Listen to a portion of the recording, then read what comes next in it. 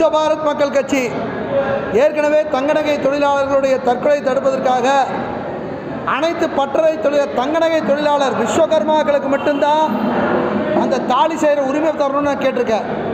தங்கநகை ஆச்சாரி கையில் தான் தாலி செய்யணும், வேறு கடையில் விற்கக்கூடாதுன்னு ஏற்கனவே கேட்டிருக்கேன். ரெண்டாவது, அவர்கள் கலைத்தொழில் இழந்துட்டு இருக்கிறாங்க. ஐந்தொழிலாளர்கள் நலவாரி அமைக்கணும்.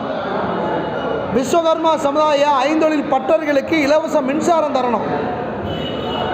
இலவச மின்சாரம் தந்து அவர்களுக்கு நலவாரியம் அமைத்து வேண்டிய உதவிகளை செய்தால் நிச்சயமாக தங்கநகை தொழிலாளர்களுடைய தற்கொலையை தடுக்கலாம். தமிழக அரசு அதை சரியாக செய்யணும். மத்திய அரசு விஸ்வகர்மா யோஜனா ஒரு திட்டத்தை சொல்லியிருக்குது. அந்த திட்டத்தில் ஒன்றும் லோன் வரல. லோன் உடனடியாக தருமாறு கேட்டுக்கொள்கிறேன்.